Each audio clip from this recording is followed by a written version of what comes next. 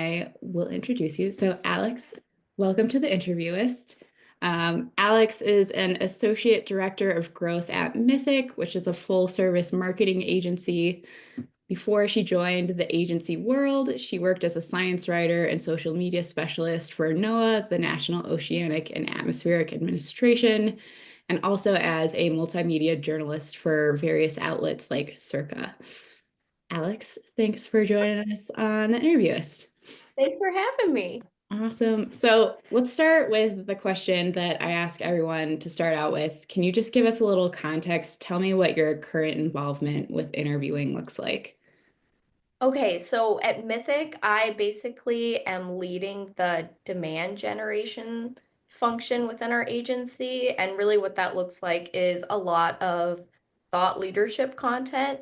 So, obviously, the agency world is hustling and bustling. So, a lot of times, our subject matter experts don't really have time to write thought leadership content.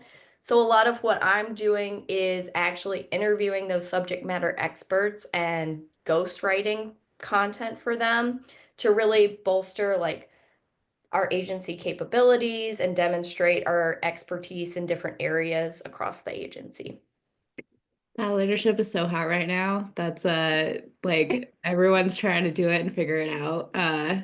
So I will have more questions on that. Okay. But would you say you have a certain style or approach to interviewing?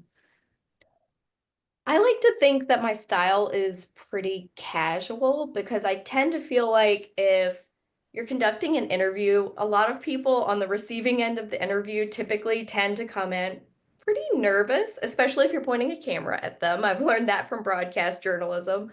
So I like to keep the conversation pretty casual to make people feel a little more comfortable either in front of the camera or just generally answering questions. Yeah. Do you feel like you have I called it a like interviewing superpower. Is there a part of the process that you feel especially good at, or the opposite? Either one, I guess. Yeah, I think one thing that I tend to do, and I think this is just maybe like a personality thing for me, but I tend to inject humor into the interview process because I think that humor can really make you feel a little bit more relatable to the person you're interviewing. Mm. Obviously, humor isn't everyone's cup of tea, but generally it makes people feel a little more comfortable, a little more maybe disarmed and anxious during the process of interviewing because it can be very intimidating, especially if it's your first time being interviewed. So if you inject a little humor, you're like, okay, this is a comfortable setting. I'm in a safe space. I can kind of let my hair down a little. Totally. I feel like my nervous responses are like crying or laughing. So I feel like if anyone cracks a joke and I'm nervous, it's like kind of a release because I can just laugh hilariously and be like, okay, it's cool. Yeah, and it makes you feel like more comfortable with the person. If you can laugh with someone, you can feel comfortable telling them all your maybe deepest, darkest secrets. We'll see. Yeah, we'll see how this goes. Yeah. Yeah. Do you have, out of curiosity, any like, I guess, jokes in your back pocket or like specific things you'll like lines you'll pull out to try and get people to laugh, or is it more kind of just depending on the moment? I think it's more circumstantial. Like, I don't know. I just tend to gravitate. If somebody says something that is relatable for me, I will kind of, toss in a joke if it makes sense. Or, you know, tell them a story. Like if they're telling me something, let's say, for example, that's super embarrassing, I will respond with another super embarrassing thing because then, of course, they're going to feel more comfortable telling me almost anything. Yes, you're matching the energy. Yeah, Yeah, exactly. love it. So you kind of mentioned this, but you have a background in broadcast journalism. You've been on camera, you've interviewed people on camera, and now it sounds like you do a lot of kind of text-based content now. Yeah. So just generally, do you feel like kind of your journalism background impacts how you interview or how you create content these days? Oh, definitely. I think it definitely informs, your approach because I guess in my journalism days, when you're sticking a camera on someone and just being like, hey, we're going to answer questions now, obviously that is super intimidating. It can make people anxious, they freeze up, and then you don't get what you need, and then they don't look as great as they can look. So Yeah. I think one thing that I really took away from journalism is kind of coming into the interview and setting expectations before you turn on the camera or before you start recording or start asking questions, like not just jumping straight into the interview, like giving people context and having a conversation to make them feel as comfortable as possible before you actually start hitting them with the hard-hitting questions. Yeah, I love that. I feel like is that too kind of tying it back to your thought leadership projects, something you have to do, like you mentioned. And I think anyone who's had to do thought leadership for executives knows this. Their time is so limited. So, like, how do you kind of prep them and get the most out of your interviews with these execs? I start with obviously doing research to make sure that my questions are very tight and pointed. And then from there, I really like to send the questions ahead of time. I know for journalism, maybe that wouldn't be a best practice, but for this type of interviewing, I would say having them know exactly what's coming their way so that they can be prepared and at least think through what questions might be asked in the interview, I think is always helpful. And then I usually start off the conversation with giving them more context about what the post will look like, the process I'll go through to make sure that they are happy with the way that the post turns out before it even goes out to anyone else in the agency. Yeah, totally. Kind of a big trust building, like assurances exercise. Yeah, because I mean, people want to make sure that they're being represented the way that they see themselves. So it helps to just let them know, hey, I'm going to make sure this comes to you to make sure you're happy with it and that everything is accurate. And then it will go out for approvals. Yeah. One thing I'm curious about, and I ask this out of personal curiosity, is like you, I have the journalism background, and it's very much like do not send questions ahead of time. And Yes. then in marketing, it's like you have to send questions ahead of time to Yeah. prepare people. But have you ever run into sources that over prepare and have like bulleted notes to your questions, and then the interview is just like really stilted? And like, how do you handle that? I have totally run into that before. And I think a lot of times it's just maybe noting in your mind, like, okay, this question seemed a little stiff. I kind of need a less stiff answer, especially if it's going on camera. Uh, Right. so, what I used to do was kind of make a note or a mental note and kind of come back to that question, but maybe ask it in a different way. So, maybe they're less prepared, but they Yeah. still understand the question and know that, okay, I'm prompting you to say this a different way. Yeah. A nice nudge to rephrase. Yes. Yes. And I feel like a lot of times that helps because they're realizing that they have to come back to the content, but they're not in that like robot mode where they have the rehearsed answer. Yeah, totally. I find too that when you get sources like that, sometimes my approach, I don't know this is right, but sometimes I'll go through a few of the stilted ones and then go back because sometimes I think it's nerves and they just got to like read through the answers before they can like think through being able to answer in a fluid way. Totally, totally. And a lot of people aren't used to doing that type of interview. So, of course, they've written out their answers. They want to feel prepared. They want to sound confident, like they know what they're talking about. So, I get the tendency to like type out what you want to say. Like, I definitely looked at your questions you were going to send, and I was like, okay, well, what are some points I'd like to make? But I know that, you can't work off of that in an interview. It just sounds too stiff.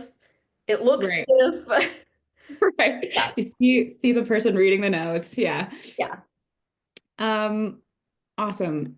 So one thing that I really wanted to dig in with you was AI, the thing that we're all talking about. So I know I saw a comment from you that you use AI in some of the legwork to kind of prepare for interviews. So just to start, could you walk me through what that looks like, how you're using it, what tools you're using?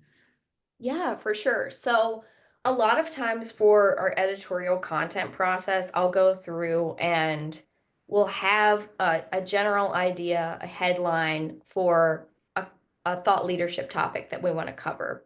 Mhm. And I'll kind of write a concept write up to say, okay, this is exactly what we want this thought leadership piece to cover. And so, a lot of times, what I'll do is I'll go into ChatGPT, I'll copy paste the prompt and say, hey, can you give me X number of questions based on this prompt? And kind of use that as a starting point for my interview questions. Ooh, interesting. I love it. So many more questions. First, do you use ChatGPT only? Have you experimented with the other models, or is ChatGPT kind of your go-to? I've kind of just used ChatGPT for that particular purpose. I also use this isn't necessarily for question development, but like for research, a lot of times I use Mintel, which is obviously like it's like a paid research platform, Hmm. and they have a AI function called Leap, and Hmm. it basically can help you do background research on and provide consumer insights. So a lot of times if I need background information for articles or even to inform questions, I can go to Leap and dig up information quickly, and they only source information from their research. So they link Interesting. back to all of it, which is really helpful because, with ChatGPT, you kind of have to go back and make sure, okay, is this information accurate or is this a robot kind of making up? Right. Is this going to link to a source from 15 years ago Yes. that isn't relevant? Yeah. Tell me more about kind of, so you use ChatGPT for research, Mhm. question development. Do you feel like, so you kind of have your brief, you know what you want, you copied in ChatGPT, you get this list of questions. What happens next? Are you doing editing? Are you tweaking your prompts at all? Kind of where do you go from there? I would say there's definitely editing involved. A lot of times, what's interesting with ChatGPT is a lot of questions that I get will kind of be the same question reworded a few times in Interesting. different instances. So I'll kind of separate those out. And if I kind of run into the situation where you were talking about where someone's kind of just reading a script response, I'll go and toss in the reworded question later on in the interview to Hmm. see if that kind of prompts a different response. So I'm definitely reordering questions to have the best flow for the interview and tweaking and adding questions that I think will be good follow-ups to those questions because obviously ChatGPT can provide a decent outline, but like once you're in the interview, depending on what people say, you may have follow-up questions, uh, and their interview may take you down a totally different path. And sometimes it's worth going down that path just to like, it might spark a new content, thought leadership content idea, or it might inform another part of the article or take you down a path that you weren't expecting, but a helpful one. Yeah, totally. I love what you said too about because I've experimented with ChatGPT for interview questions and those repetitive questions, I'll just delete them, but I didn't even think about saving a few of them to kind of reword. So that's a great tip. Um, and I guess this leads into one of my other questions then, like, where do you see the scales? Like, do you think Because have you seen those really creepy videos of like it's an AI generated person kind of talking? And so I was like, are we going to get to a place where we're having AI conduct interviews? Do you think that's a future, or do you think people are a necessary part of it? I could see it being a future for people who just want a very straightforward interview, but I think if we want something more in depth and more, I mean, strategic, it needs to be a person because how are you going to, if somebody answers a question that has potential for a really great follow-up, a robot's not going to be able to do that quite the same way as a human. So I think it makes the most sense to keep the humans involved. I think AI is a wonderful tool for generating questions and like getting you started, but I Mhm. think you need the finesse of a human to actually conduct the interview. Yeah, totally. I agree. I feel like too, um, just in doing these interviews with other people, one of the common threads is always like you were talking about those follow-ups following a tug of curiosity. Yeah. Does AI have curiosity? I don't think so. I don't know. So, I'm gonna see, say no. And interviewing, like the beauty of interviewing is it is rooted in curiosity and it's a lot about the human experience. Like it's getting to, a lot of times it's like getting to the core of a person, like understanding what makes them tick. And a lot of that can inform how you ask the questions. And I just don't see a robot being able to do that. And also, like we said, like we were talking about earlier in the interview, just being able to disarm people and make them feel comfortable. I can't imagine AI doing that. right. Yeah, I get opposite vibes from AI in that sense. Yes. Um, this is so interesting. This is um I like digging into the AI stuff and figuring out kind of where people are using it. So you kind of use it for research, Mhm. you use it for questions. Do you use it post interview at all? Like I know like I'll transcribe interviews with Otter and it has kind of an AI feature with it. Mhm. But do you use that number one? Do you find it helpful? How do you use it? Yes, I use Otter religiously. I think it is super helpful. Is it always completely accurate? No, but I think the fact that it has that playback tool so you can actually hear what the person said and make sure Yeah. that the quote is correct. I think that helps me a lot, especially if I'm going for direct quotes. I want to be able to make sure I've got exactly what the person said, and it just speeds up the process so much. Like, I think back to when we first entered journalism, and having a transcription was practically not a thing unless you wanted to pay a human to listen to it and type it out, and it would be super expensive, but like Otter does it super fast, almost like I don't know what 30 minutes after your interview is done, it's there and you can get started immediately, which is amazing. Yeah, yeah, yeah. I do remember when I first started in journalism, I would have the audio playing and be frantically trying to type out the transcripts. That was so much more work. Yeah, and having to get like direct quotes and try and note what time someone said the certain quote and go back to your recording and listen to it. So this is all around easier. We're in a better place. Yes, yes, Years later, we're in a better place. yes, agreed. Um, how else are you using AI? Are you using AI another way? Are you thinking about it in other ways for, I guess, both interviewing, whether that's like sourcing questions post interview? Are you noodling on it for thought leadership in any other ways? Oh, yeah, I definitely use it for thought leadership idea generation. A lot Mm, of times I'll go in and I'll say, okay, ChatGPT, can you give me X number of ideas?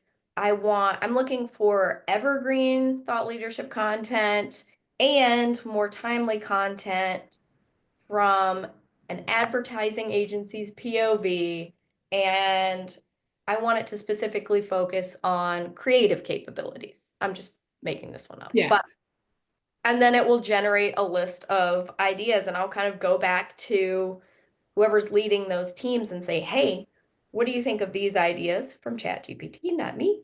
And do you think that this idea has legs? Can we pursue this idea?" So a lot of times I'll be going back to like department heads and saying, "Hey, can you highlight the ones that you want to keep and nix the ones that you want to kill?" Yeah. And Kind so of. use it that way. Yeah, totally. I like that too because it's right, like using chat GPT, but still validating with the person, keeping the Yeah. person in the loop. For sure. Um, do you have any like tips on prompting? So I know like if you just say like, give me questions for this, ChatGPT will spit out like 50 questions. It's too much. Mhm. So what are your tips on writing a good prompt to get good interview questions? So I always say I specify like how many ideas I want because yeah, like you said, you get so many and it's just too much to sort through. I also like asking it to give evergreen and timely ideas because obviously you want that in your content calendar. So I ask for both. And then what else do I do? Oh, I always say I want these thought leadership ideas to be from advertising agency's POV. And I think adding the POV actually helps shape some of the ideas that it spits out. And Mm-hmm. I found that super helpful because if you keep it more general, just like content, thought leadership content ideas uh, that are based on creative, you're going to get a slew of things that don't necessarily make sense for you. Yeah, So totally. adding the POV part, I think, is super helpful. Yeah, I love that. Those are some great tips. I feel like so much of prompting too is being like, okay, what have other people found work? Because some of it does not feel like I had, I mimicked someone and they were like, I always give it my prompt and then at the end put like, before you start doing this, ask me 3 questions to better inform the work. And Mhm. I was like, oh my gosh. And I did that and it made the results so much better. And I was like, I would have never have thought to do that just on my own. Like, I would have never thought of that either. I'm going to use yeah, that. there you go. Hot tip. Yeah. Um, awesome. So another part of your, and I know we've talked about this a little bit, but one thing that I haven't talked to a bunch of people on the interviewist yet who have your multimedia experience. Mhm. And I think it's really interesting when you're interviewing people for kind of for text, like you can kind of go back, you can use the dots, you can be wearing pajamas. It's a Oh, little bit more flexible, perhaps.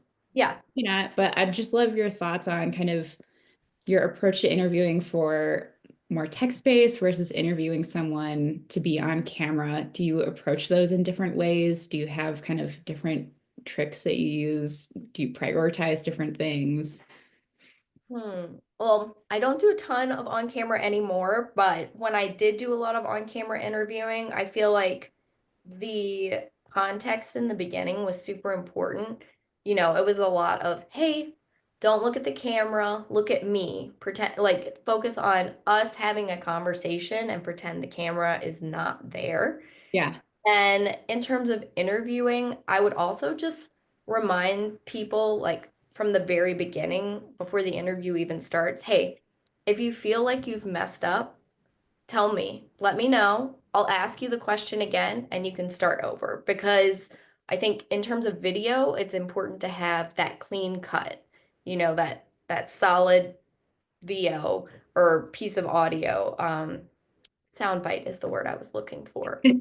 That solid soundbite. So I think that's really important when you're on video, whereas I think text-based, you have a little bit more room for error. You can always go back and cut out the ahs, the likes, and Yeah, people can talk the way that they typically do because we're all human and we all say and like way too many times. yeah, So I think you definitely have more room for error in text-based reporting. So I don't do quite as much setup in that sense. I think it's more about, hey, this is what the interview is going to look like going forward. And I'm going to let you see the quotes that I've chosen to make sure you feel comfortable with them. yeah, totally. A little bit like building trust for video, a little bit more like logistical kind of preparation. Yes, yes, because adding the video camera just sends people spiraling. So, Something about it. yeah, Those machines, the bots, they make people nervous. they do. They really do. Awesome. That was all of my like big questions. I have a few rapid fire questions if that's cool with you. Yes, I'm ready. Rapid. Um, First, do you have a most memorable interview? And if so, why is it memorable? Hmm. I don't know if I have like a standout. I would say anytime that I interview someone who is super, super passionate about what they do, I think those interviews stand out the most to me. Mhm. So, I mean, I at NOAA, I got to interview a ton of scientists. And I mean, I remember I interviewed someone who was working with the Coral Reef Alliance, and he was just super, super passionate about what he did. And it makes you want to learn more after the interview. So it makes the research and the writing process a little bit more fun when you've talked to somebody who's truly passionate and wants to talk about whatever topic you've interviewed them on. So I think that's what I would say. Yeah, no, that's great. I feel like scientists are also my favorite people to interview because they're always passionate. They always are like so jazzed. Yes, yes. You don't always necessarily understand exactly what they're talking about, and you have to ask them 1,000 follow-up questions, but they are so passionate and so excited to continue talking to you about whatever piece of science they're talking about. Yes, they're happy to answer the follow-up questions. Yes. Next rapid question. Do you have any interviewing inspirations, muses, role models? Oh gosh, I love Oprah. Say more. Oprah is the queen of interviewing. If you have ever watched Oprah grill someone, but in a totally like disarming way, like Oprah is going to ask you, if you don't answer Oprah's question, she's going to ask you several times more, but in the nicest way with like a smile on her face. And she's going to be all like, I'm Oprah. Let's talk. And she just has a way of getting information out of people and just making them feel so at ease. I would love to be the type of interviewer that Oprah is.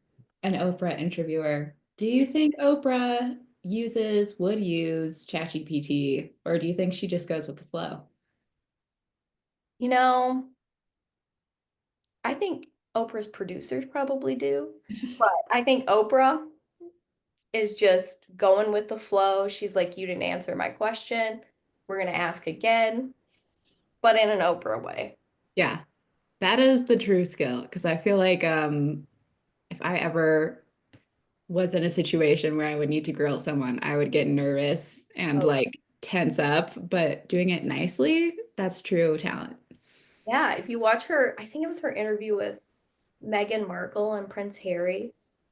I can't remember what she was grilling them about, but she asked one question probably like four different ways, and it was the most impressive interview. I haven't seen that, but now I'm gonna go back and watch it Yes. because I would love to. That was all my rapid fire questions, actually. I did not have as many as I thought I did, but kind of just thinking about everything we've talked about, multimedia, thought leadership, AI, anything else that you would like to mention about interviewing or the work that you're doing? Hmm, let's see. I think. I feel like if you're interviewing someone, just go in confidently and remember that everyone's human. That's my best piece of advice. Everyone is human and they're just as nervous as you are if you're the interviewee or the interviewer. I love that. Yes, everyone's nervous. Everyone's worried about sounding dumb. Yes. So just go out there and be yourself. Love it. Love it. Perfect. Well, Alex, thank you so much for joining us on the Interviewist. This has Thank been you for great. having me.